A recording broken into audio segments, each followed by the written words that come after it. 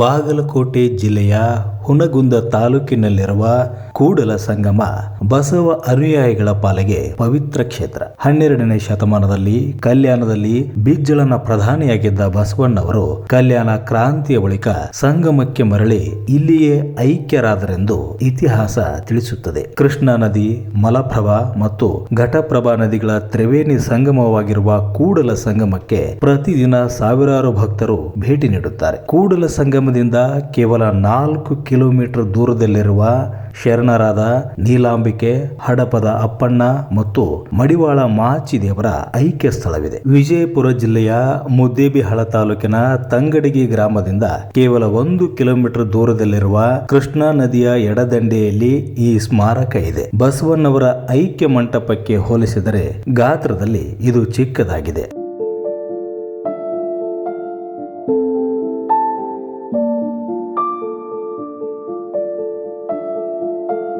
ನದಿಯ ಒಳಗಡೆಯೇ ಐಕ್ಯ ತಾಣ ಇದ್ದು ಗಟ್ಟಿಮುಟ್ಟಾದ ಸೇತುವೆ ಮಾದರಿಯ ಕಾರಿಡಾರ್ ಮೂಲಕ ಅಲ್ಲಿಗೆ ಹೋಗಬೇಕು. 10 ಕಂಬಗಳ ಮೇಲೆ ನಿಂತಿರುವ ಈ ಐಕ್ಯ ತಾಣ ತಲುಪಲು ನದಿಯ ಆಳದಲ್ಲಿ ವೃತ್ತಾಕಾರವಾಗಿ ನಿರ್ಮಿಸಲಾಗಿರುವ ಮೆಟ್ಟಿಲುಗಳ ಮೂಲಕ ಇಳಿಯಬೇಕು. ಈ ಗೋಪುರವು ಮಳೆಗಾಲದಲ್ಲಿ ಮುಕ್ಕಾಲು ಭಾಗ ಮುಳುಗಡೆಯಾಗುತ್ತದೆ. ಐಕ್ಯ ಸ್ಥಳಕ್ಕೆ ಹೋಗುವಾಗ ಅಗಾಧವಾದ ಜಲರಾಶಿಯ ಮಧ್ಯದಲ್ಲಿ ನೀರನ್ನ ಕೊರೆಯುತ್ತಾ ಆಳಕ್ಕೆ ಇಳಿದಂತೆ ಭಾಸವಾಗುತ್ತದೆ. ಕೆಳಗೆ ಇಳಿದಾಗ 3 ಐಕ್ಯ ಮಂಟಪಗಳು ಸಿಗುತ್ತವೆ. ಮಧ್ಯಭಾಗದಲ್ಲಿರುವ ಐಕ್ಯ ಮಂಟಪದಲ್ಲಿ ನೀಲಾಂಬಿಕೆ ಮತ್ತು ಅಕ್ಕಪಕ್ಕದಲ್ಲಿರುವ ಐಕ್ಯ ಮಂಟಪಗಳಲ್ಲಿ ಮಡಿವಾಳ ಮಾಚಿದೇವ ಮತ್ತು ಹಡಪದ ಅಪ್ಪಣ್ಣವರ ಮೂರ್ತಿಗಳನ್ನ ಪ್ರತಿಷ್ಠಾಪನೆ ಮಾಡಲಾಗಿದೆ.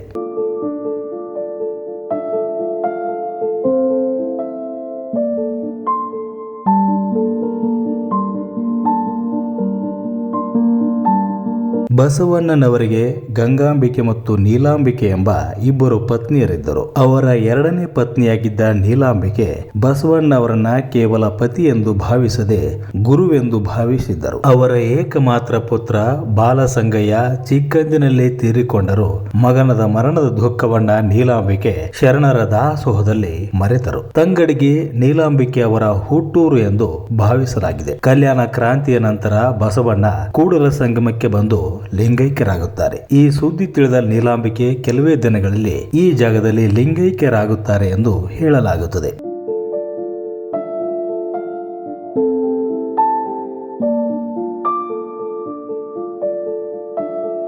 ಇನ್ನು ಶರಣ ಹಡಪದ ಅಪ್ಪಣ್ಣ ಅನುಭವ ಮಂಟಪದಲ್ಲಿ ಬಸವಣ್ಣವರಿಗೆ ಪ್ರಧಾನ ಕಾರ್ಯದರ್ಶಿಗಳಾಗಿ ಕೆಲಸ ಮಾಡಿದ್ದವರು. ಬಾಗೇವಾಡಿ ತಾಲೂಕಿನ ಮಸಬಿನಾಳ ಗ್ರಾಮ ಅವರ ಹುಟ್ಟೂರು ಎಂದು ಭಾವಿಸಲಾಗಿದೆ. ಕಲ್ಯಾಣ ಕ್ರಾಂತಿಯ ನಂತರ ಬಸವಣ್ಣನ ಜೊತೆ ಹಡಪದ ಅಪ್ಪಣ್ಣ ಕೂಡ ಬರುತ್ತಾರೆ. ಬಸವಣ್ಣ ಲಿಂಗೈಕ್ಯರಾದ ಕೆಲವೇ ದಿನಗಳಲ್ಲಿ ಅವರು ಲಿಂಗೈಕ್ಯರಾದರು ಎಂದು ಹೇಳಲಾಗುತ್ತದೆ. ಶರಣರ ಅಗ್ರಗಣ್ಯ ಬಳಗದಲ್ಲಿ ಕೇಳಿಬರುವ ಮತ್ತೊಂದು ಹೆಸರು ಮಡಿವಾಳ ಮಾಚಿದೇವ. ಕಲ್ಯಾಣ ಕ್ರಾಂತಿಯ ಸಂದರ್ಭದಲ್ಲಿ ವಚನ ಸಾಹಿತ್ಯವನ್ನ ರಕ್ಷಿಸಿದ ಸಾಹಸಿ ಇವರು. ಚನ್ನಬಸವಣ್ಣ, ಅಕ್ಕ ನಾಗಮ್ಮ, ಕಿನ್ನರಿ ಬೊಮ್ಮಣ್ಣ ಮೊದಲಾದವರೊಂದಿಗೆ ಮಾಚಿದೇವರು ಶರಣ ಸಮೂಹದ ಭೀಮರಕ್ಷೆಯಾಗಿ ನಿಂತಿದ್ದರು. ವಿಜಯಪುರದ ದೇವರ ಹಿಪ್ಪರಗಿ ಇವರ ಹುಟ್ಟೂರು ಎಂದು ಭಾವಿಸಲಾಗಿದೆ. ಪ್ರಶಾಂತ ವಾತಾವರಣದಲ್ಲಿರುವ ಈ ಐಕ್ಯ ಮಂಟಪ ಕಲ್ಯಾಣ ಕ್ರಾಂತಿಯ ರಕ್ತ ಸಿಕ್ತ ಅಧ್ಯಾಯಕ್ಕೆ ಮೂಕ ಸಾಕ್ಷಿಯಾಗಿ ನಿಂತಿದೆ. ನೀವು ಕೂಡಲ ಸಂಗಮಕ್ಕೆ ಭೇಟಿ ಕೊಟ್ಟರೆ ಅದರ ಹತ್ತಿರದಲ್ಲೇ ಇರುವ ಈ ಮೂವರ